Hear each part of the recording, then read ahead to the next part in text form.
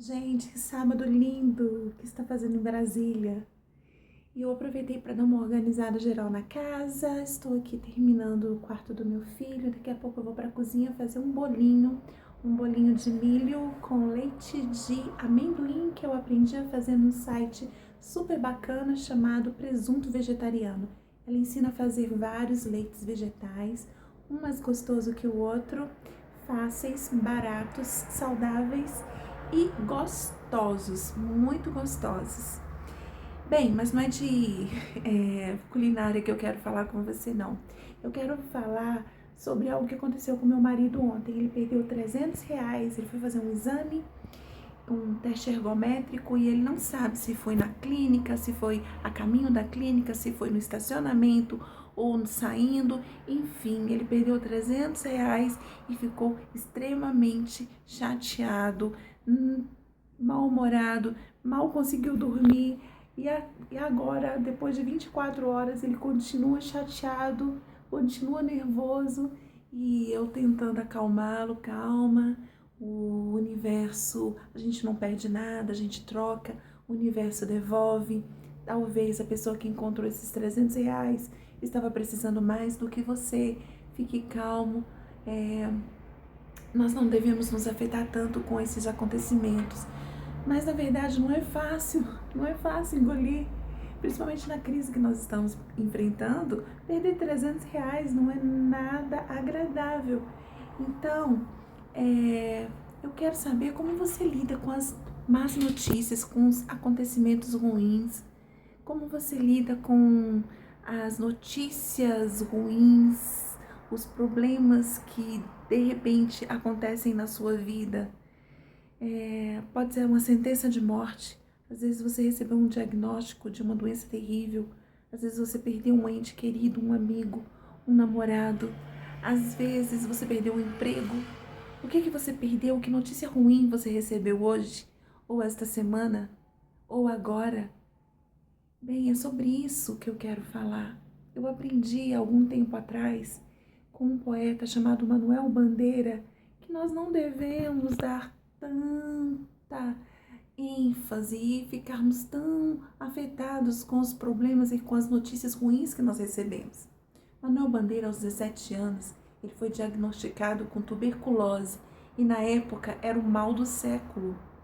Não tinha cura e o tratamento era repouso em instâncias. Quem tinha dinheiro poderia viajar e ainda prolongar um pouco a vida, buscando instâncias onde tinha ar puro e tal, qualidade, né, de vida, menos estresse, enfim. O tratamento era muito subjetivo, havia medicamentos, mas enfim, se você contraía tuberculose na época, era uma sentença de morte.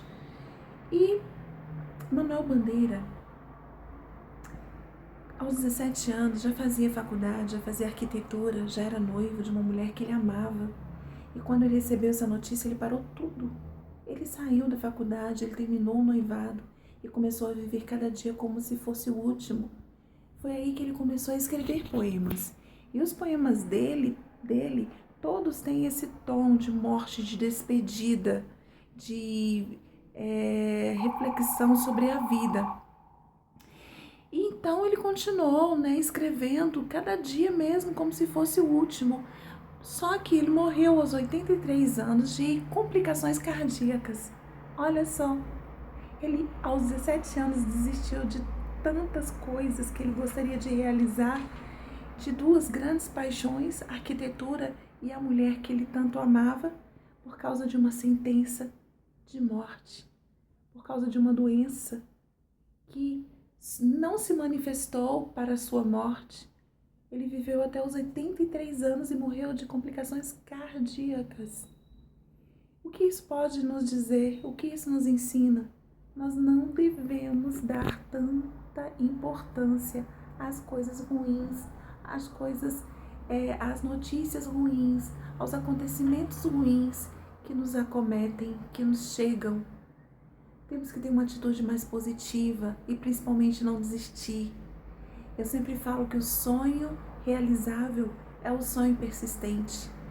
Manuel Bandeira poderia ter persistido em tudo que ele gostaria de fazer, mas ele desistiu. Ele não realizou os seus sonhos, mas se tornou um grande poeta.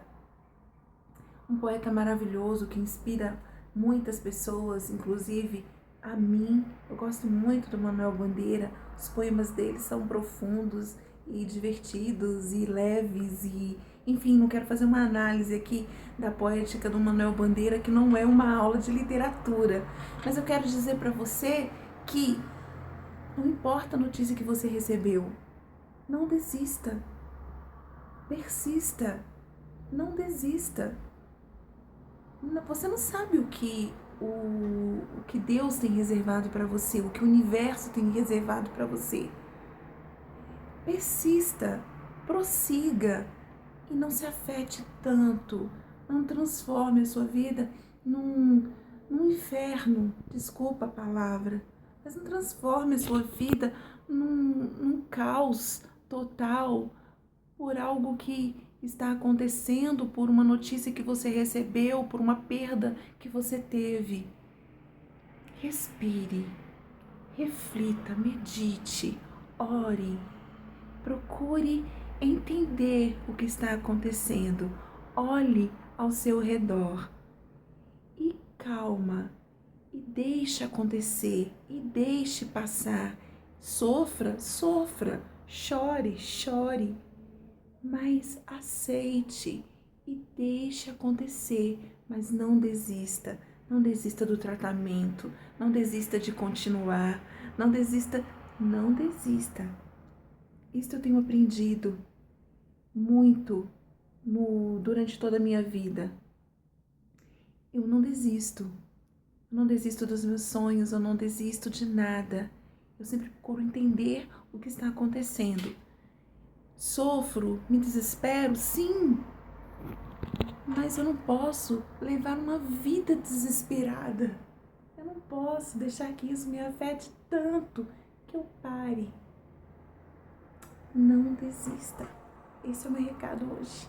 Não importa o que você ouviu hoje, o que você ouviu esta semana, não desista, prossiga, levante a sua cabeça, olhe em volta e tente crescer com tudo isso.